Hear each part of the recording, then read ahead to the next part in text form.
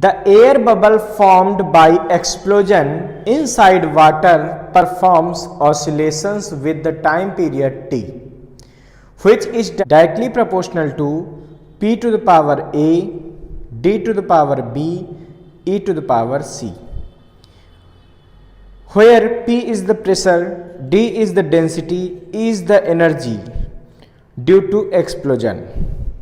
Find the values of a, b and c. Question कह रहा है t प्रोपोर्शनल टू p की power a, d की power b और e की पावर c. हमको a, b, c की वैल्यू फाइंड करनी है. चलिए हम t का फार्मूला भी डिराइव कर देंगे, वो तो एक स्टेप बचता है वहां से. ठीक है, तो हमें a, b, c की वैल्यू मेन फाइंड करनी है. तो जब भी हम फार्मूले का डेरिवेशन इस तरीके से कर रहे थे तो क्या कर रहे थे बच्चों? प्रोपोर्शनलिटी का साइन हटाते थे. जब प्रोपोर्शनलिटी का साइन हटाते हैं तो एक कांस्टेंट आ जाता है. इस कांस्टेंट को यहाँ पे k से लिख देंगे, तो k p की पावर a, d की पावर b, e की पावर c. और k जो है वो डायमेंशनलेस होगा. k क्या होगा? डायमेंशनलेस होगा. ठीक है, अब हम क्या करेंगे बच्चों, यहां पे लिखेंगे ऑन पुटिंग डायमेंशनल फार्मूला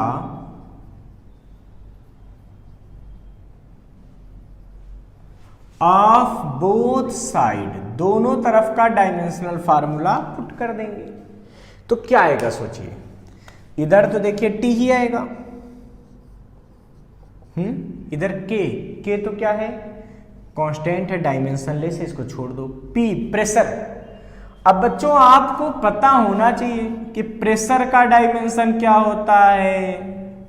क्या होता है भाई? ये होता है ml-1 t-2.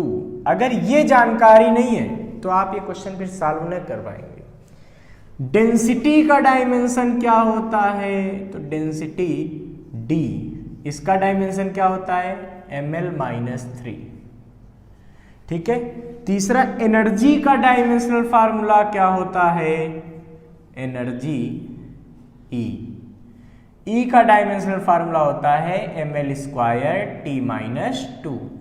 तो अगर आपको ये बेसिक इंफॉर्मेशन नहीं है तो इस क्वेश्चन को आप सॉल्व ही नहीं कर पाएंगे.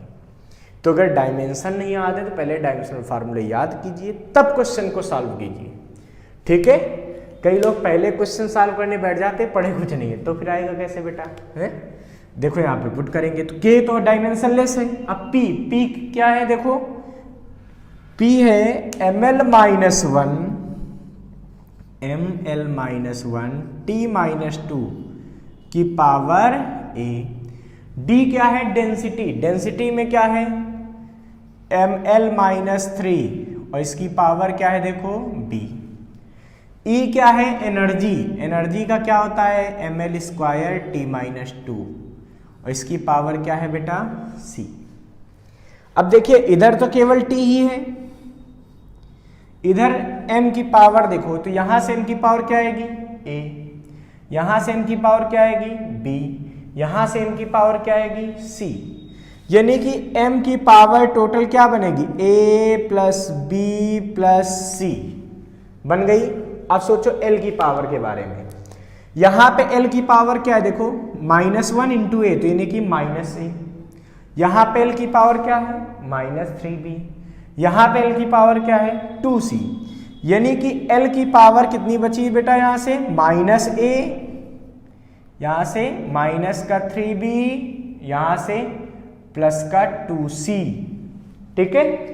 फिर t की पावर देखिए, यहां से क्या है? -2a, यहां तो t है ही नहीं, छोड़ दो. यहां पे -2c, तो t की पावर -2a -2c. ठीक है. अब जब ml t की पावर इधर आ गई, इधर भी जो भी t था वो है. ठीक है. अब हमको दोनों तरफ की डायमेंशन क्या कर देनी चाहिए? कंपेयर कर देनी चाहिए. वहां से a, b, c की वैल्यू को हम फाइंड कर लेंगे. पे अब बच्चों हम क्या लिखेंगे? On comparing powers of ml and t. ठीक है, कंपेयर कर दो. यहां m की पावर कितनी है? a plus b plus c. यहां m है, नहीं है। और मैंने अभी समझाया कि जो चीज नहीं लिखी होती है उसकी पावर हम क्या मान के चलते हैं, 0।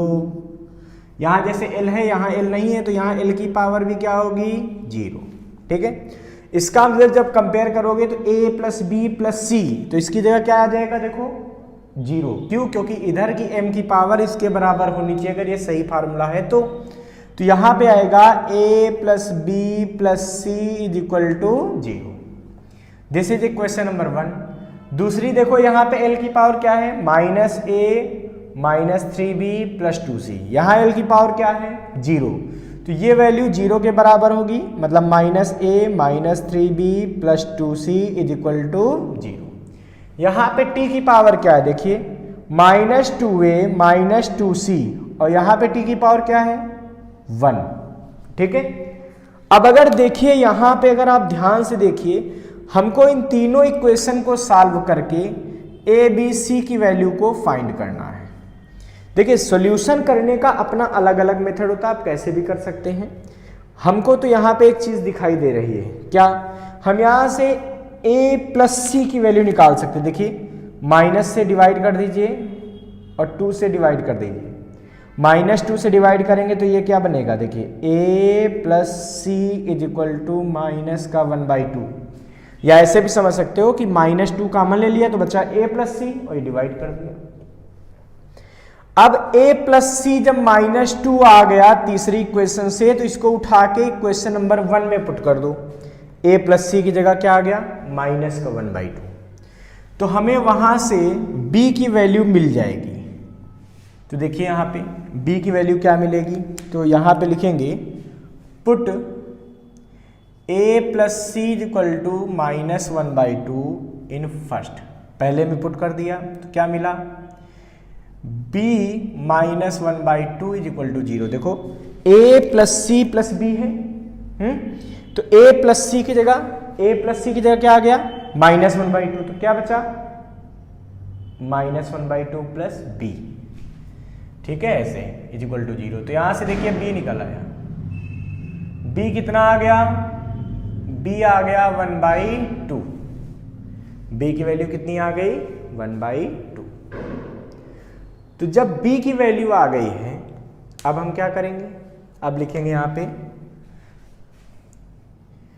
Put b is equal to 1/2 in equation second. तो a और c की एक इक्वेशन यहां से बन जाएगी। देखिए जब पुट करेंगे तो क्या मिलेगा, देखिए यहां पे माइनस का a माइनस 3b, b की जगह कितना आया है, b की जगह आ गया है 1/2। ठीक है, plus 2c is equal to 0। तो यह आएगा -a plus 2c is equal to 3/2। This is equation number 2। यही 2 वाली इक्वेशन ही रीअरेंज इधर उधर करने के बाद ही आ गई। ठीक है, इसको 2 ना कह के इसको 4 भी कह सकते हो, चलो 4 कह देते हैं। अब देखिए बच्चों, आपके पास 2 इक्वेशन है, एक ये तीसरी वाली a plus c is equal to -1/2, एक ये, इन दोनों को सॉल्व कर लेंगे तो a और c की वैल्यू भी फाइंड हो जाएंगी। कैसे, यहाँ पे लिख देते हैं a plus c is equal to -1/2। ये इक्वेशन कौन सी है, ये है थर्ड। ठीक है, इन दोनों को ऐड कर दो, ऑन एडिंग जब ऐड करेंगे तो a से -a कैंसिल हो जाएगा, तो इधर क्या बचेगा बच्चों, 3c। उधर देखिए क्या बचेगा, तो 3/2 -1/2 तो 1। This indicate c is equal to 1/3। इसका मतलब जो c है ये कितना बचा, ये बचा है 1/3। जब c की वैल्यू 1/3 आ गई है तो c की वैल्यू क्या करो, यहां पे पुट कर दो, a निकल आएगी। Put c is equal to 1/3 in third. जब पुट करेंगे यहां पे तो क्या मिलेगी, सोचिए a plus 1/3 is equal to -1/2। This indicate a is equal to क्या आएगा भाई, -1/2 -1/3, तो a इज इक्वल टू आएगा माइनस का 5/6। a कितना आ गया, माइनस का 5/6। तो देखिए a b c तीनों निकल आए। ए कितना निकला -5/6, बी कितना निकला 1/2, सी कितना निकला 1/3। क्लियर हो गई बात? इसको आप पहले नोट कर लीजिए। बच्चों जब ए बी सी की वैल्यू आ गई है तो ये फार्मूला भी आप यहां से फाइंड कर सकते हैं। अगर जरूरत होती तो कैसे निकालते हैं? तो टी बराबर आ जाता है के पी की पावर -5/6 डी की पावर बी की जगह 1/2 और ई की पावर सी की वैल्यू 1/3। तो ये इसका फार्मूला भी बनाया जा सकता था अगर हमें रिक्वायरमेंट होती तो। ठीक है बच्चों, फटाफट इसको आप लोग नोट कर लीजिए। और बच्चों ध्यान रखिए, हमारे चैनल के साथ जुड़े रहिए, इसको लाइक, सब्सक्राइब और शेयर करते रहिए।